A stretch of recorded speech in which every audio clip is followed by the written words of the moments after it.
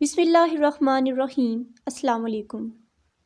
آج میں بات کروں گی اسپین میں مسلمانوں کے زوال کے اسباب، جو کہ بہت سارے ہیں، لیکن میں چند ایک کا ذکر اس ویڈیو لیکچر میں کروں گی۔ مسلمانوں کے زوال کے اسباب میں ایک سبب تخت کی لالچ ہے۔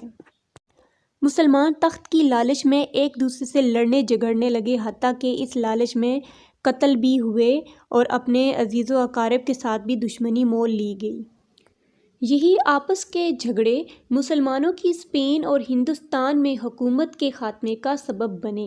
مثلاً اسپین میں خلیفہ سلیمان کا قتل، سلطان ہشام کے خلاف ان کے بھائیوں کا دعویٰ، المنصور اور خود خلیفہ ہشام کا قتل، علی بن حمود کے بعد بغاوتیں، یہ سب مسلمانوں کے زوال کا سبب بنی۔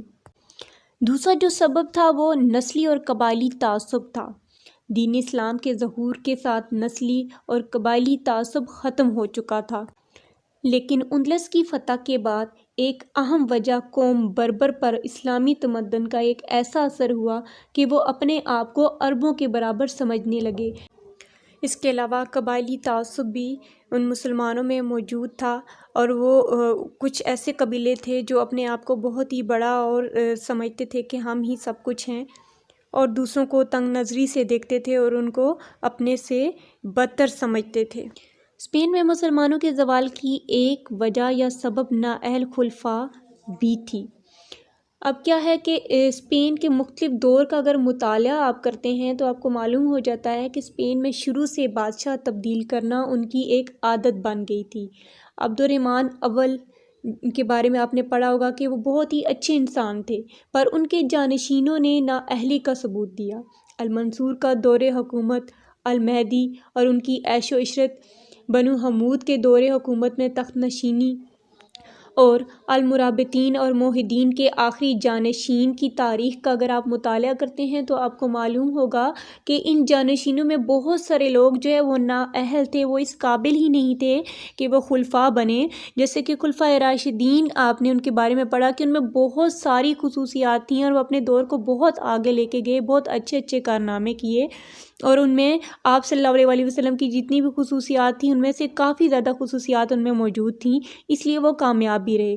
لیکن ان کے بہت سارے خلفاء ایسے تھے جو نااہل تھے، وہ اس قابل نہیں تھے کہ وہ خلفاء بنے، لیکن وہ بنے اور انہوں نے حکومت کا جو ہے وہ ستیہ ناش کر دیا۔ اسپین میں مسلمانوں کے زوال کا ایک سبب عیش و عشرت بھی ہے کہ انہوں نے عیاشی کرنے میں ہی، جو خلفاء تھے انہوں نے عیاشی کرنے میں اپنی زندگی گزار دی، آرام کی زندگی گزار دی، کوئی محنت نہ کی، لوگوں پہ توجہ نہ دی، حکومت پہ، عوام پہ کوئی خاص توجہ نہ دی، عورتوں کی طرف اپنا ذہن جو ہے وہ بٹا لیا، اور ان کی مذہبی حالت بھی کافی خراب ہو چکی تھی۔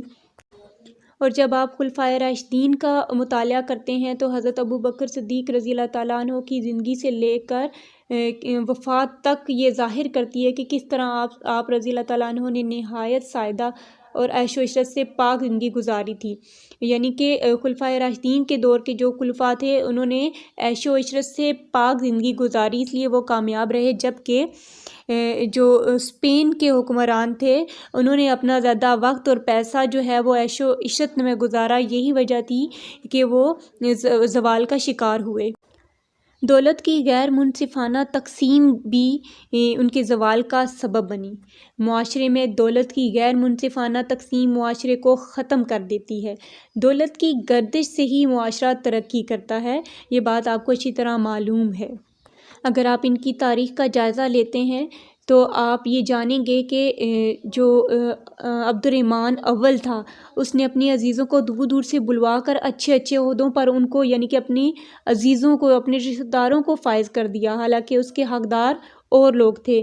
پھر جاگیریں اور القاب دینا وغیرہ بھی یہ رشتہ داروں میں ہی یہ چیزیں بانٹی گئی۔ اسی طرح عبداللہ کے دور حکومت میں انہی باتوں کی وجہ سے چھوٹی چھوٹی لڑائیاں بھی ہوئیں کہ دولت کی جو تقسیم ہے وہ غیر منصفانہ ہے، اور ظاہر ہے جب غیر منصفانہ تقسیم تھی تو جو اس کا حقدار تھا وہ اس حق کے لیے لڑا۔